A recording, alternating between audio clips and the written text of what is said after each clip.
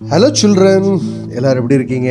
நல்லா இருக்கீங்களா? Very good. உங்கள் அனைவருக்கும் ஆண்டவராகிய இயேசு கிறிஸ்துவின் நாமத்தில் கிரீட்டிங்ஸ், வாழ்த்துக்கள். இன்னைக்கு ஒரு பைபிள் ஸ்டோரி பார்க்கலாமா? இன்னைக்குள்ள பைபிள் ஸ்டோரி எங்கே இருக்குது அப்படின்னு சொன்னால், 2 Kings சாப்டர் 15 to 17, 2 ராஜாக்கள் 15ஆம் அதிகாரம் முதல் 17ஆம் அதிகாரம் வரை. இப்போ 2 கிங்டம், த டிவைடட் கிங்டம், ஒன்று Israel and the other is Judah. இப்படியாக 2 ராஜ்யங்கள் பிரிந்து இருக்கின்றன. இப்போ இந்த யூதா அப்படிங்கிற அந்த கிங்டம்க்கு ஆண்டவர் அநேக ப்ராஃபிட்ஸ் அனுப்பி அங்குள்ள மக்களுக்கு எச்சரிப்பு கொடுத்துக்கிட்டே இருக்கிறாங்க. ஆண்டவருடைய வழியில் நடங்க, ஆண்டவருடைய வழியில் நடங்க அப்படின்னு சொல்லி. பட் அங்குள்ள கிங்ஸ் யார் வந்தாலும் எல்லாரும் அந்த ஈவில் வேஸ் அல்லது ஆண்டவருக்கு பிரியமில்லாத வழியில் தான் அவங்க என்ன பண்ணுறாங்க, நடக்கிறாங்க.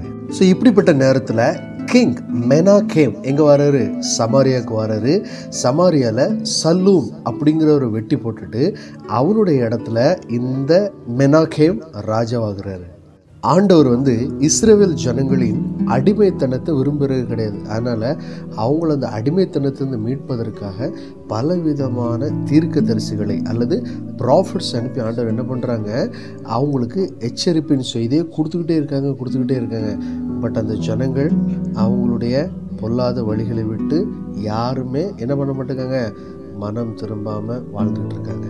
ஸோ இப்படிப்பட்ட நேரத்தில் மெனாகேம் என்ன பண்ணுறாரு, அவருடைய கிங்டமை இன்னும் நல்லா ஸ்ட்ராங் பண்ணுறதுக்காக அவர் யாருடைய சப்போர்ட்டை நாடுறாரு அப்படின்னு சொல்லி பார்த்தா, அசீரியன் கிங், அசீரியாவின் ராஜாவை அவர் என்ன பண்ணுறாரு, நாடி போகிறாரு.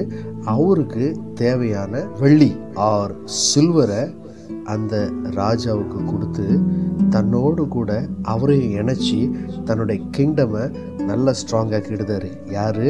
இந்த மெனாகேம்.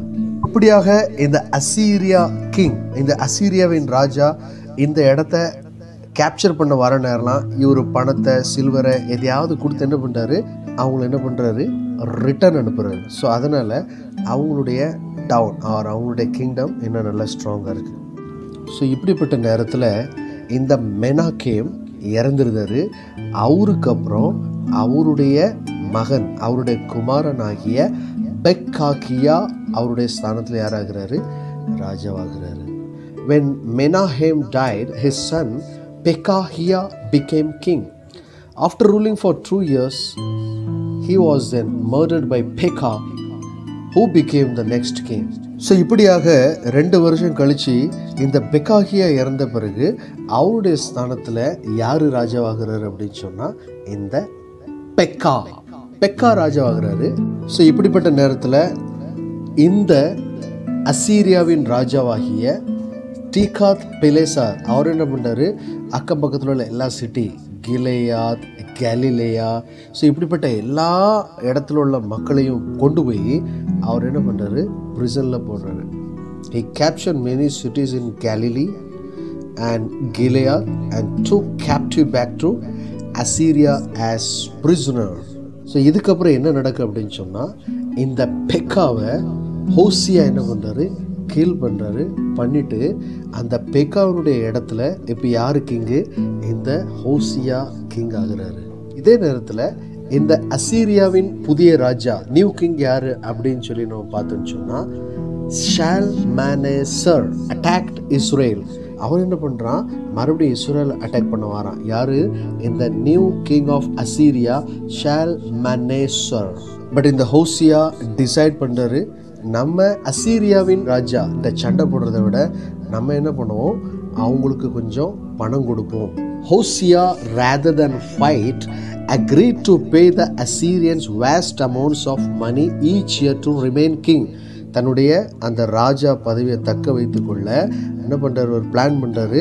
இந்த அசீரியன்ஸ் கிங்குக்கு ஒரு அமௌண்ட் அவர் கொடுக்கல அப்படின்னு சொல்லி. But later Hoshea decided to stop paying the Assyrians the tributes மணி.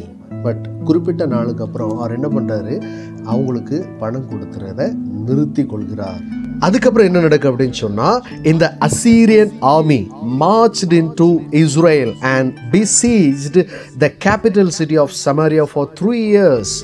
3 வருஷமாக இந்த சமாரியாவை அவங்க என்ன பண்ணியிருக்காங்க, முற்றுகை போட்டு விட்டார்கள். ஸோ இப்படியாக இந்த சமாரியாவை கேப்சர் பண்ணி அங்குள்ள ஜனங்களெல்லாம் அவர் என்ன பண்ணுறாரு, ஒரு ஸ்லேவா ஆர் கைதிகளை பிரிசனரை அவர் எங்கே கூட்டிகிட்டு போயிட்டுருக்காரு, இந்த அசீரியாவுக்கு.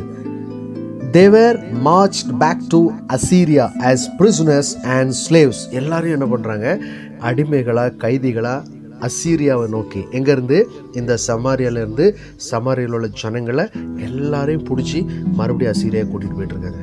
இப்போ இந்த சமாரியா யார் அண்டரில் இருக்குது, யார் கஸ்டடியில் இருக்குது அப்படின்னு சொல்லி பார்த்தா இந்த அசீரியா ராஜாவின் கையில் இருக்குது. உடனே அவர் என்ன பண்ணுறாரு, பாபிலோனிலும் கூத்தாவிலும் மாபாவிலும் மாமாத்திலும் செப்பர்வாயுமிலும் இருந்த மனுஷரை வர பண்ணி அவர்களை இஸ்ரவேல் புத்திரருக்கு பதிலாக சமாரியாவின் பட்டணங்களிலே குடியேற்றினான். யார, வெளியே உள்ள ஜனங்களெல்லாம் இந்த சமாரியாவில் ஸ்டே பண்ணும்படி, குடியேறும்படி என்ன பண்ணுறாரு, எல்லாரையும் இந்த சமாரியாவில் குடியேற்றாங்க அப்படின்னு சொல்லி 1 Kings chapter 7 verse 24 நம்ம பார்க்குறோம். இப்போ நிறையா அவுட் சைட் டவுனில் உள்ளவங்களும் எல்லாரும் எங்கே இருக்காங்க, சமாரியாவில் இருக்கிறனால இப்போ இவங்களும் எல்லாரும் என்ன நினைப்பாங்க, சமாரிட்டன் அப்படின்னு சொல்லி என்ன பண்ணுவாங்க, நினைப்பாங்க. ஸோ இப்போ என்ன பண்ணுறாங்க, இவங்க எல்லாரும் அந்த சமாரியாவில் இருக்கிறனால ஒரு சமாரிட்டனாக அவங்க அங்கே உள்ள சிட்டிசன்ஷிப் இருக்கிற மாதிரி அவங்க வாழ்ந்துட்டு இருக்காங்க. ஸோ அவங்க அங்கே அவங்க என்ன பண்ணுறாங்க, அவங்களோட ஃபேமிலி ரிலேஷன்ஷிப், அவங்களோட மேரேஜ் காரியங்கள் எல்லாமே என்ன பண்ணுறாங்க, அங்கே அந்த சமாரியாவில் அவங்க பண்ணிட்டு இருந்தாங்க.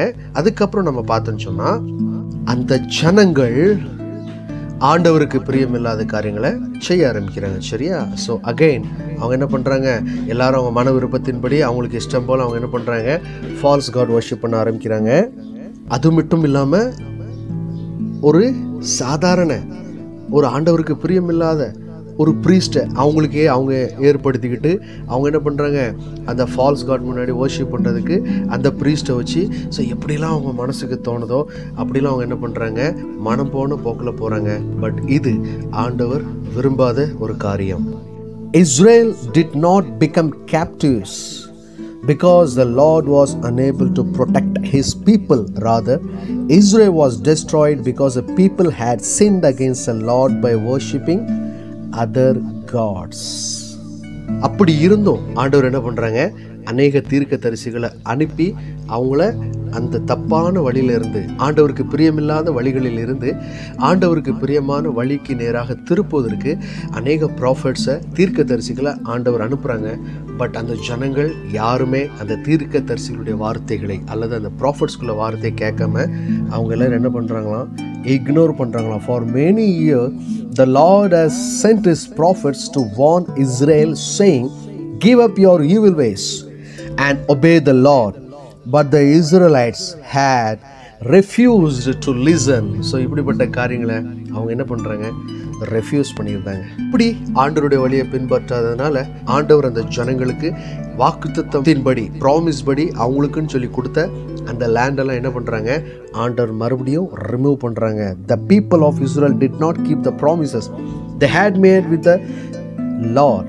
So the Lord removed them from the land he had given them, and only the Jews in the southern kingdom of Judah were left. பாருங்க, மறுபடியும் ஒரு சான்ஸ் கிடச்சிக்கிட்டே இருக்கு. ஆண்டவர் என்ன பண்ணுறாங்க, மறுபடியும் தங்களுடைய ப்ராஃபிட்ஸ் அனுப்பி, தீர்க்கதரிசிகளை அனுப்பி, வந்துரு, என்னுடைய வழியில் வா, ஆண்டவருடைய வழியில் வா, உண்மையான வழியில் வா, பரிசுத்தமான வழியில் வா அப்படின்னு சொல்லி ஆண்டவர் அகெயின் அண்ட் அகெயின் நம்மளுக்கு என்ன பண்ணுறாங்க, சான்ஸ் கொடுக்குறாங்க. ஸோ இதுதான் அந்த ஸ்டோரி. ஸோ இப்படியாக ஆண்டவர் தம்முடைய ஜனங்களுக்கு நிறைய ஆப்பர்ச்சுனிட்டி கொடுக்குறாரு. எப்படி, தன்னுடைய ப்ராஃபிட்ஸ், தீர்க்கதரிசிகளை அனுப்பி அவங்களுக்கு நிறைய எச்சரிக்கை கொடுக்குறாங்க. இதுதான் கரெக்டான வழி, இதில் தான் நடக்கணும் அப்படின்னு சொல்லி அந்த ப்ராஃபிட்ஸ் மூலம் ஆண்டவர் என்ன பண்ணுறாங்க, சொல்ல வேண்டிய எல்லா மெசேஜையும் அந்த ஜனங்களுக்கு ஆண்டவர் சொல்லிவிட்டார். ஆனாலும் அந்த ஜனங்கள் கீழ்ப்படியலை அப்படின்னு சொன்னால் அதுக்கு யார் பொறுப்பு, அந்த ஜனங்கள் தான் பொறுப்பு. ஸோ இதே மாதிரி தான் நமக்கு கூட நிறைய பேர் நம்ம லைஃப்பில் எச்சரிக்கை கொடுப்பாங்க. சரியா? இப்போ ஃபார் எக்ஸாம்பிள், ஒரு வழியில் நீங்கள் போயிட்டுருக்கீங்க, வழியில் நிறையா தான்ஸ் இருக்குது, முள்ளெலாம் இருக்குதுன்னு வச்சுக்கிடுங்க. அப்போது உங்களுக்கு ஒருத்தங்க சொல்லுவாங்க, அந்த வழியாக போகாத, அங்கே முள் இருக்குது. சரியா? அந்த வழியில் நீ போனீங்கன்னா அந்த முள் காலில் குத்திரும். அப்போ நம்ம கேட்காம நம்ம மீறி போனால் என்ன ஆகும், காலில் குத்தும். ஒரு நல்ல கடலில் குளிச்சுக்கிட்டு இருக்கோம், ரொம்ப டீப்பான இடம் இருக்குது. அப்போ சொல்லுவாங்க, நீ வந்து அங்கே போகாதீங்க, அங்கே வந்து ரொம்ப டீப் இருக்குது, ரொம்ப டீப் இருக்குது, அங்கே ஆழமாக இருக்குது, அங்கே போனீங்கன்னா தண்ணியில் முங்கிரும் அப்படின்னு சொல்லுவாங்க. பட் மீறி நம்ம அங்கே போனால் அது என்ன ஆயிரும், நம்மளுடைய லைஃபுக்கே ரொம்ப பெரிய ட்ராஜடி ஆயிரும். இப்போது ஒரு கரண்ட் பாக்ஸ் இருக்குது, சுவிட்ச் பாக்ஸ் இருக்குது, அப்போ அங்கே ஷாக் அடிக்கி. அப்போ ஒருத்தங்க சொல்கிறாங்க, நீ வந்து அந்த சுவிட்ச் கிட்ட போகாத, அந்த சுவிட்சை போடாத, அங்கே ஷாக் அடிக்கி அப்படின்னு சொன்னால் நம்ம கேட்கணும். மீறி அங்கே போய் நம்ம கை வச்சா என்ன ஆகும், ஷாக் அடிக்கும். ஐஸ்கிரீம் நம்ம நிறைய சாப்பிட்டா ஒன்றும் செய்யாதுன்னு நினைக்கிறோம். பட் நம்ம பேரண்ட்ஸ் சொல்லுவாங்க, ஐஸ்கிரீம் நிறையா சாப்பிட்டா நமக்கு என்ன ஆகும், சளி பிடிக்கும்பாங்க. சாக்லேட் நிறையா சாப்பிட்டா நம்முடைய பல்லுலாம் அப்படியே வந்து என்ன ஆகும், ஸ்ட்ரெயின் ஆகும் அப்படின்னு சொல்லுவாங்க. அப்போ நம்ம என்ன பண்ணணும், சொல்கிற அட்வைஸ் எல்லாமே நம்ம கேட்கணும். எது கரெக்டான காரியங்கள் அப்படிங்கிறத நம்ம கேட்டு அதன்படி நம்ம நடந்தோன்னு சொன்னால் நம்ம லைஃப்க்கு எந்த ஒரு ட்ராஜடி, எந்த ஒரு ப்ராப்ளமே கிடையாது. சரியா? ஸோ ஆண்டவர் அதை தான் விரும்புகிறாங்க. ஸோ இதுதான் வழி, இதில் நீங்கள் நடங்க.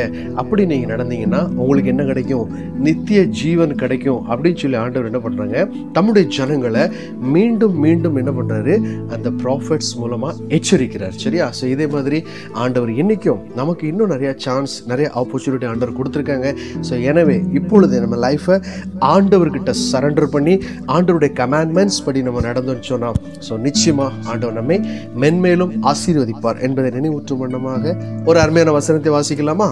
இந்த வசனம் எங்க இருக்கு அப்படின்னு சொன்னா, Leviticus chapter 20 verse 8, keep my decrees and follow them, I am the Lord who makes you holy.